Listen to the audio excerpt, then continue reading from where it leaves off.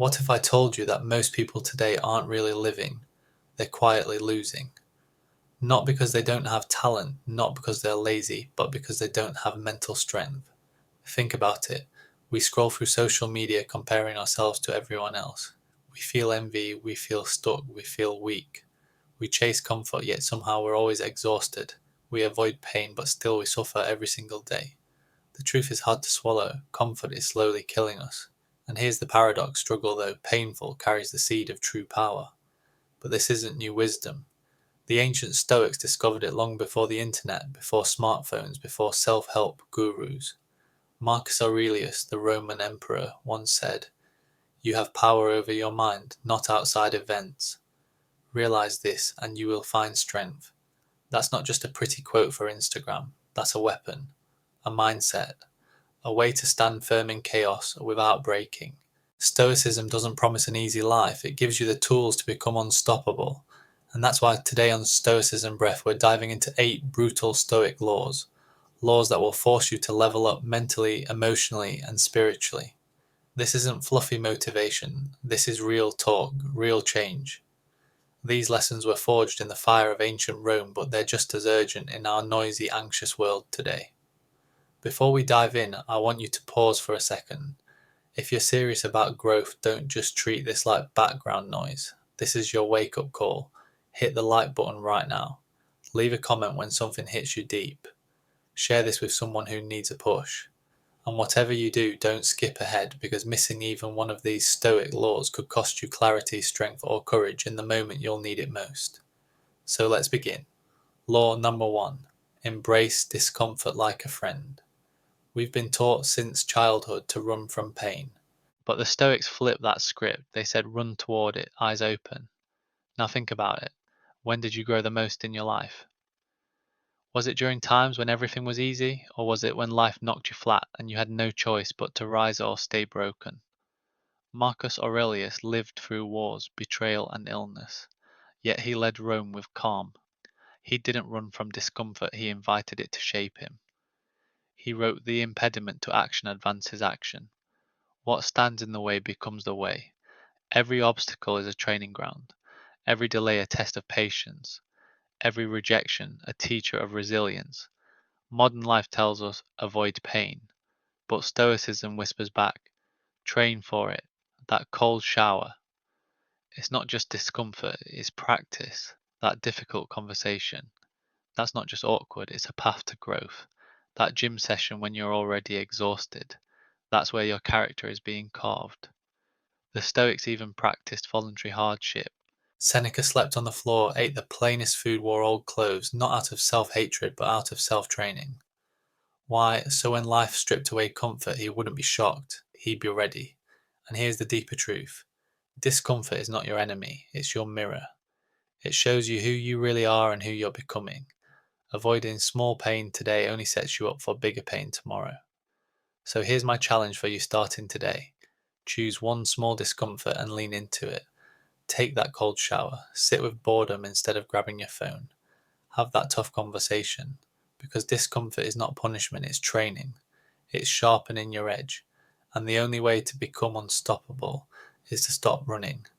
When life strips away your comforts, the shock is what breaks most people. Training removes the shock. Discomfort isn't the enemy, it's the mirror. It reflects who you are today and who you're becoming tomorrow. Avoid a little pain now and a bigger pain waits later. But when you lean in, when you walk through the fire with awareness, something powerful happens. Fear loosens its grip. That's the beginning of freedom. Treat discomfort like a sparring partner. It might bruise you, but it's building you. One controlled challenge at a time, cold shower when your mind begs for warmth. A hard, honest conversation when silence feels safer.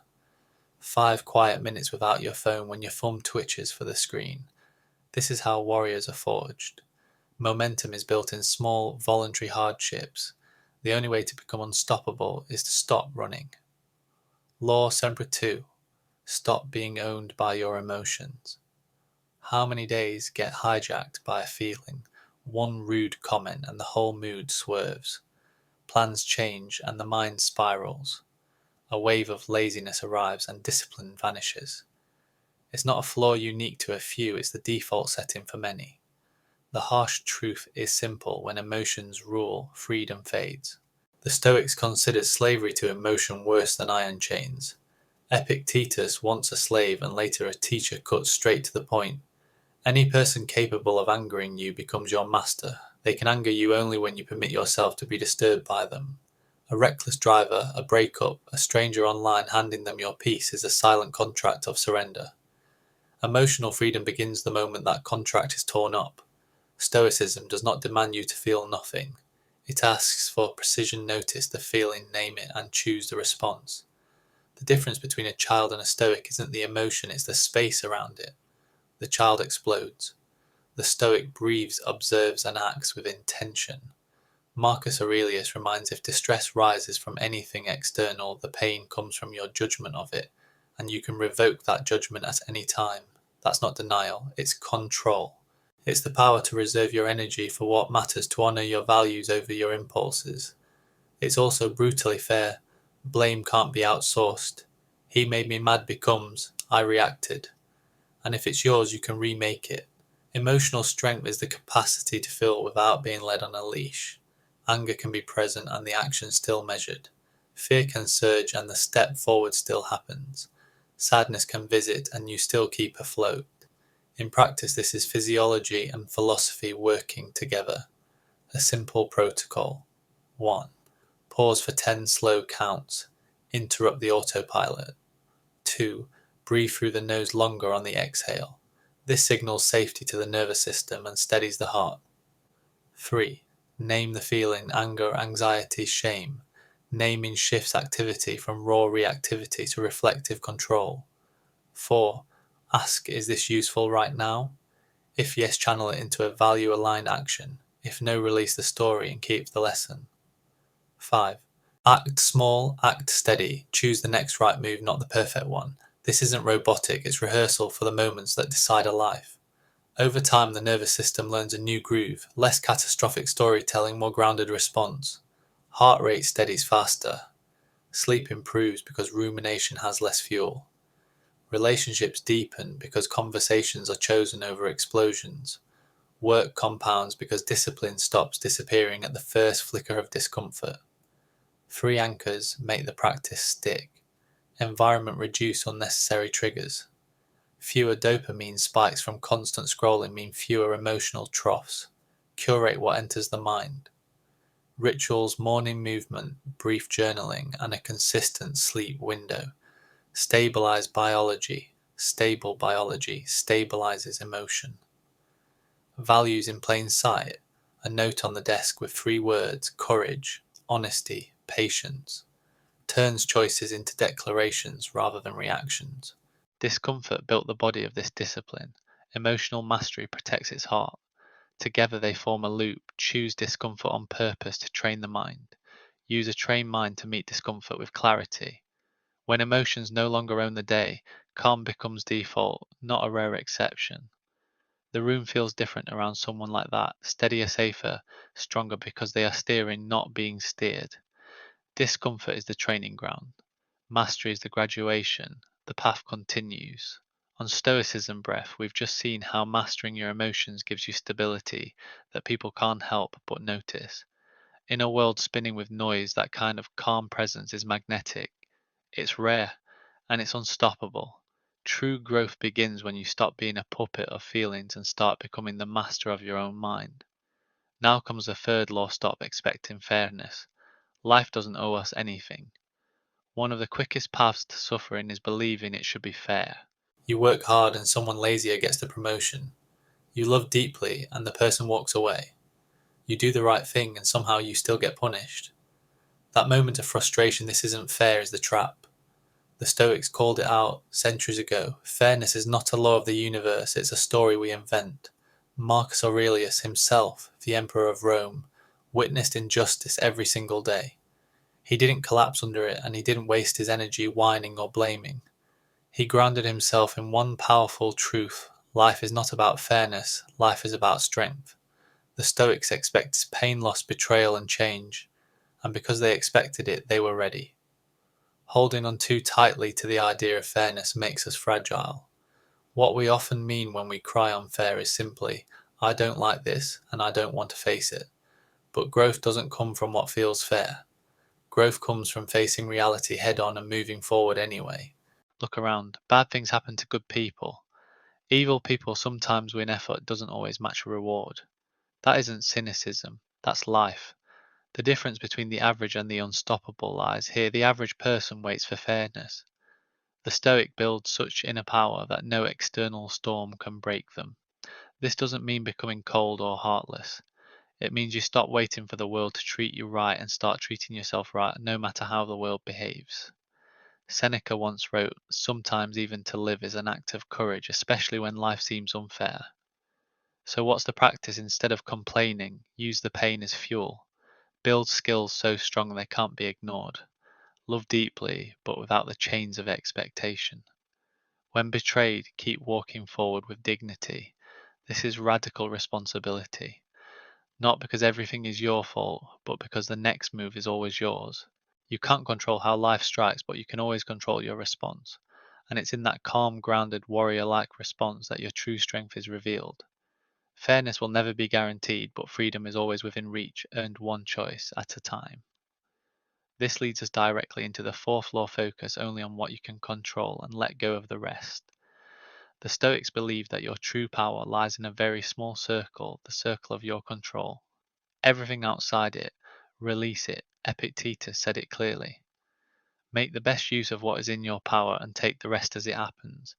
Yet most of us fall into the trap of trying to control people, predict the future, or obsess over outcomes, and that's why we feel anxious, powerless, and angry. It's time to break that cycle. On Stoicism Breath, the fourth law teaches us to focus only on what we can truly control. When you strip everything down, that list is short. Your thoughts, your choices, your actions, your response. Everything else, opinions, chance, uncertainty, belongs to the outside world.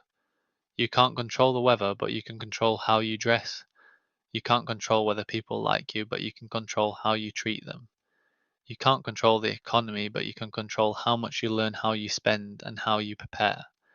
This shift in focus is powerful. It gives you back the reins of your life instead of letting you be pulled in 100 directions by things you can't change. Picture yourself in a storm at sea. The Stoic doesn't waste energy screaming at the wind. He grips the wheel and navigates the ship. That's why he stays calm while others panic, disciplined while others drift. It's not about ignoring the outside world, it's about deciding what gets your attention. And the truth is, 90% of what people worry about lies completely outside their control. The practice is simple, though not always easy. Every time stress rises, ask, is this within my control? If yes, act. If no, release it. Marcus Aurelius reminds us you have power over your mind, not outside events. Realize this and you'll find strength. That's what makes you unshakable, not because you control everything, but because you control yourself, no matter what happens. Now we arrive at the fifth law: practice voluntary hardship to build unbreakable will.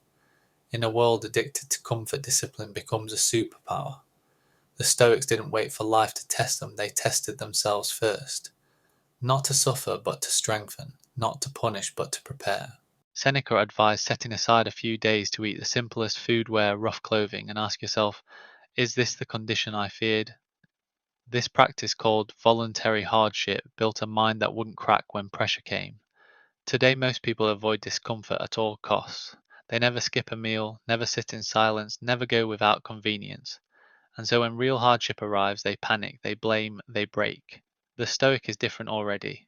Train for hunger, fatigue, rejection, boredom, and struggle.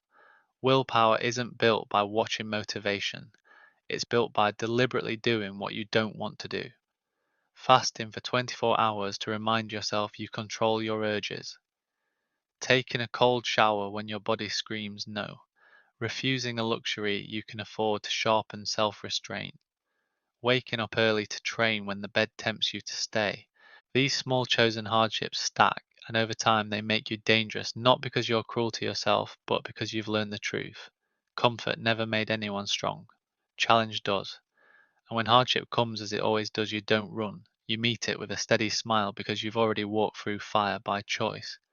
Marcus Aurelius ruled through plagues, wars, and betrayal, yet his writings remain calm and clear. Hardship didn't paralyze him because it never surprised him. He expected it, and when hardship is expected, it loses its power to control you. On Stoicism Breath, the lesson is clear. Stop asking how life can be easier and start asking how you can become stronger. Strength isn't built in comfort. It's forged in hunger, in solitude, in moments of fatigue and rejection, in long stretches of boredom where focus is tested. Practicing these hardships prepares you for the day when life throws more at you than you think you can bear. And when that day comes, you will rise because you've already trained for it. This brings us to the sixth law: detach from outcomes and fall in love with the process. We've been conditioned to chase results, get the promotion, close the deal, hit the goal, earn the praise. But Stoicism flips that script: detach from what you can't control and master what you can. The result is never guaranteed. The effort always is. Epictetus said freedom is the only worthy goal in life. It is won by disregarding things that lie beyond our control. Clinging to outcomes sets us up for disappointment. You hit the gym for a week, don't see abs and quit. You launch a project, it fails, and you feel worthless. You love someone, they leave, and you collapse. But the Stoic path is different: fall in love with the work itself. The showing up, the writing, the training, the building, the learning. When you value the process, you always win, even if the outcome looks different than you imagined. Ironically, when you stop obsessing over results, you often achieve more. Why? Because you're no longer desperate, emotional, or driven by validation. You're grounded in action. Marcus Aurelius wrote, "Never let the future disturb you. You will meet it if you have to with the same weapons of reason which today arm you against the present. Stop worrying about what might happen. Put your courage into what you can do now. If you're a writer, write not to go viral, but to sharpen your mind. If you're an athlete, train not only to win, but to master your body. If you're building something, build not for applause, but for pride in the effort itself. The moment you tie your worth to outcomes, you become fragile. The moment you tie your worth to discipline, focus, and intention, you become unstoppable. The Stoic mindset is this: show up as if the result is already complete and enjoy the craft. Whether you fail or succeed, you've already won because you did the work. Now comes the seventh law: embrace death and live with urgency and purpose. Most people live as if they will live forever. They waste time, postpone dreams, cling to bad habits, and remain stuck in toxic relationships. But the Stoics meditated on death not to be dark, but to wake themselves up. Marcus Aurelius reminded himself daily, you could leave life right now. Let that determine what you do, say, and think. That isn't fear, it's freedom. Life is short, and we don't get to choose when it ends. Every wasted moment is a moment we'll never recover. There is no someday. There is no guarantee of tomorrow. Waiting, delaying, promising yourself you'll change later is the most dangerous lie of all. The Stoic response is to act now, to live with urgency, to move with purpose, to give meaning to the time you still hold in your hands. On Stoicism Breath, the seventh law is a reminder that life is fragile and that truth is what gives it power. The Stoics practice memento mori, remember you will die, not as a grim obsession but as a compass to stay focused, present, and intentional. When you truly accept that your time is limited, you stop wasting it. You stop scrolling endlessly, stop arguing over meaningless things, stop tolerating mediocrity. Instead, you start creating, loving, and moving forward, now, not later. Seneca once said, "It is not that we have a short time to live, but that we waste a lot of it." You may not control how long you live, but you absolutely control how deeply you live. The most dangerous lie is the one that whispers, "There's plenty of time." The risk: you keep avoiding the business, you keep postponing the person, you keep meaning to forgive the change you promised to make next year. Time is not waiting for you. This is your moment. This is your life. The Stoic doesn't ignore death. He looks it straight in the face and says, "You will not catch me sleeping on my life." This awareness doesn't paralyze you, it wakes you up. The person who truly remembers death speaks, truthfully, loves openly, works with urgency, drops the ego, and stops fearing failure, because the only true failure is a wasted life. Live like you are on borrowed time, because you are. And when you do, you become magnetic, powerful, and sharply focused. You no longer chase cheap validation, you move with purpose. That clarity leads to the eighth law: be a warrior for virtue, not for approval. Most people live for likes, praise, applause, and recognition. But the Stoic doesn't bend for the crowd. He walks in virtue. Marcus Aurelius said, "Just that you do the right thing. The rest doesn't matter. Live with honour even if no one sees it. Speak truth even if no one claps. Keep your word even if it costs you. Train with discipline even when nobody's watching." That's virtue. That's what builds a soul that cannot be bought. Virtue doesn't demand perfection, it demands principle. And here's the truth, doing the right thing is often the harder path.